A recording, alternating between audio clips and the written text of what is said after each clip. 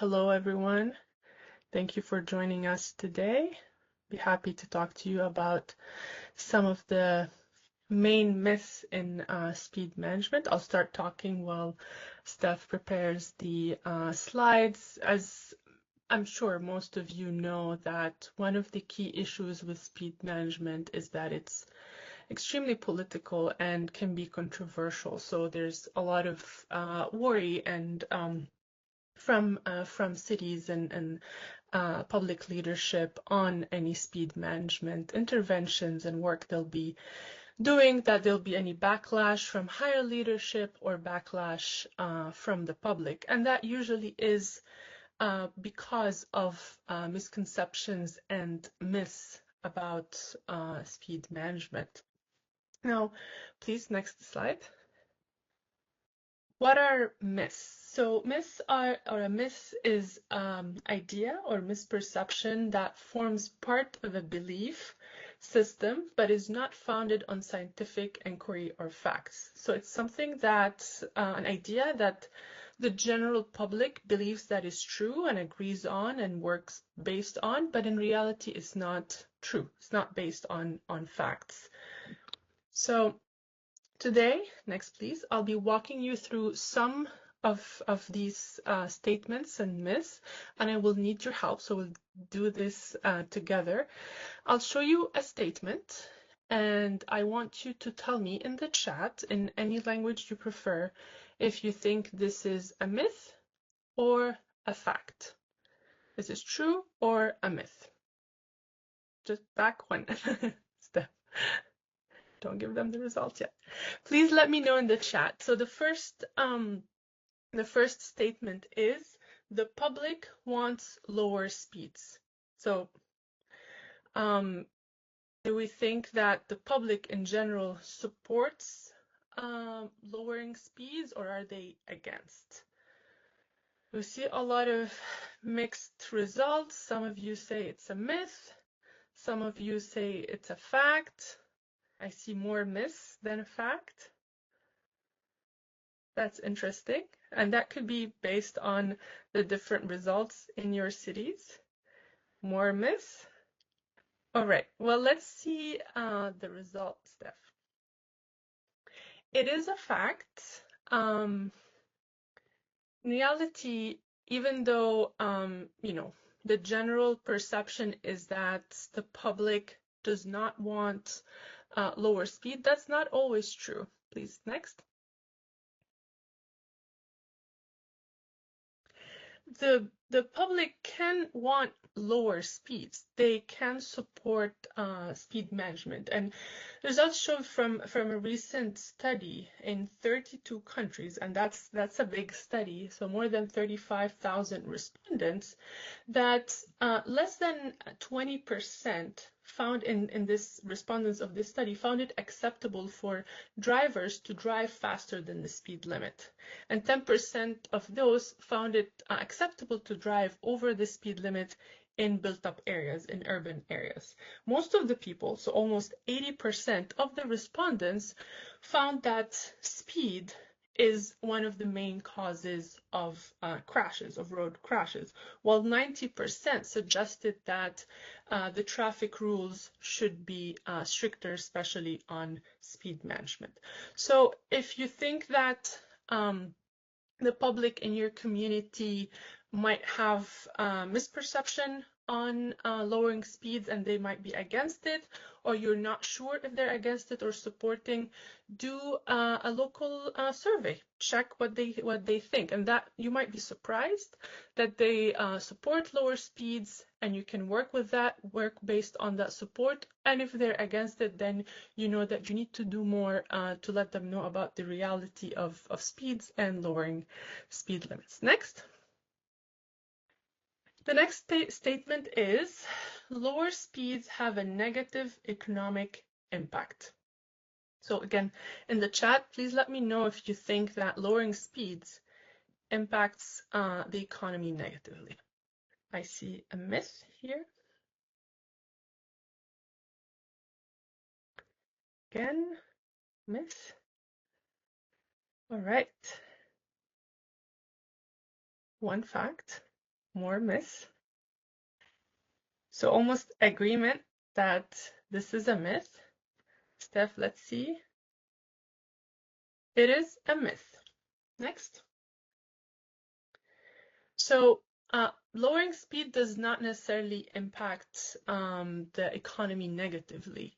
In reality, it can have a contrary impact. It might help the economy in many situations. So when we lower speeds, we have safer communities that Eva just mentioned before, which means less crashes, less injuries and deaths, which means less costs coming from those on the government, but also on the community in general. Lowering speed limits leads to less acceleration and deceleration by vehicles, which means lower use of fuel, which is of course less cost, and lower emissions and noise, which lead to other impacts on the health and the community, which have also economic impacts. Also, as Eva mentioned, lowering speeds and speed management create healthier, more livable communities, encourages people to walk more, and eventually have more access to the local businesses and spend more money there, which supports the local economy. The societal benefits and general health benefits of healthier communities also have related economic benefits as well. Next. All right, the next statement, reduced speed limits cause congestion and increase journey times. So, of course, lowering speed limits means a longer trip and more congestion. What do you think? Let me know in the chat. Myth? Myth? All right. Again, almost an agreement that this is a myth. All right. Steph, what is it? It is a myth. And you all are aware of that. Next, please. So lowering speed limits does not necessarily increase or cause congestion, or does not have any meaningful impact on increasing journey times. In reality, journey times, any impact or delay is usually negligible and is not seen, especially in urban areas and low quality rural roads. And in these areas, especially when the speed limit is higher than what it should be, vehicles do not get the opportunity to achieve that speed limit. One example from France, from rural single-lane roads in France, where speed limits were lowered from 90 to 80 kilometers per hour, the results showed, to check if there's any delay, that on average, a travel delay was only 1 second per kilometer. So you need to be traveling more than 60 kilometers to have 1 minute delay. While 34% of the journeys had time saving, so there's no delay. The contrary, they were able to save on their trip time. 37% of the trips of the itinerary noticed that the travel delay was under 1 second per kilometers per hour, and only 12% had travel delay slightly higher than 2 seconds per kilometer. As for congestion, in reality, lowering speed limits, despite what some people might believe, it actually will impact positively. It can impact congestion positively. So when there's lower speeds, the traffic is flowing more regularly, more smoothly. There's less acceleration and deceleration, which leads to less congestion and conflict. Also, lower speeds means safer roads, less crashes, and less reason for congestion, which is one of the main reasons for congestion, especially on highways or urban roads. Next. We have 2 more to go. So this statement is speed cameras are just a way for governments to generate money. So that governments only use speed cameras, not for road safety, but just another tool to collect taxes and fees from the community. All right, so it seems our cities think that this is a myth. There's almost an agreement. All right, let's see the result. It is a myth, of course. Next slide. The reality is that speed cameras can be amongst the most effective speed management tools. Despite they can also collect fees, but the main reason for these fees is not and should not be the actual collection of the fees, but rather a way to enforce speed management. However, a couple things cities need to keep in mind here to ensure that they are an effective and acceptable speed management tool in the communities. One is to engage the community as much as possible in the process and have a fully transparent process, whether in the selection of a speed camera location that has to be based on risk, not based on just finding a location where you want to collect money, but really identifying an area that requires the enforcement. Also, there needs to be transparency on how the funds that are collected through the tickets are distributed or used after the fact. Generally, the advice is to use those, direct them towards also road safety improvements. Also, the process needs to be reliable. The cameras need to be reliable, the ticketing, the collection, all of this process needs to be reliable and honest. Next. All right, our last statement, education and training alone are not enough to solve the speed management problem. So that training and education are not good enough to solve speed management. All right. We have agreement again that this is a fact by most of our participants here.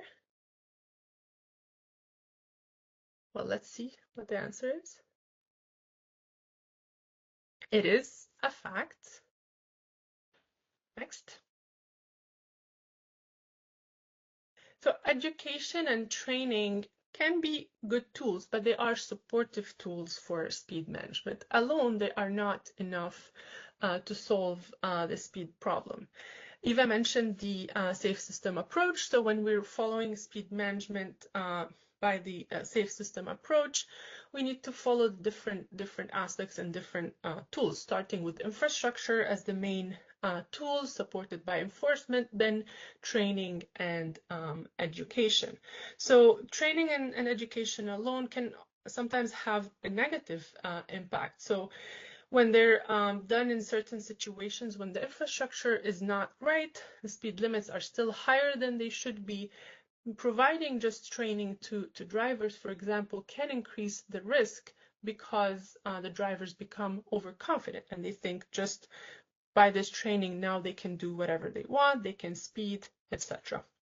Also, training for some groups, specific groups, tend to be more effective than the general training. For example, if you're training drivers for public buses on certain aspects of driving, on any new traffic rules, that can be impactful in addition to the other speed management tools.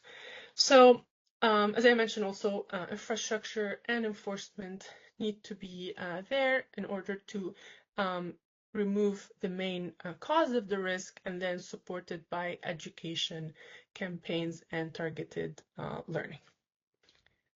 All right, that's it from my end. Thank you very much for your participation and supporting this section on myth busting. And with that, back to you, Stephanie. Thank you.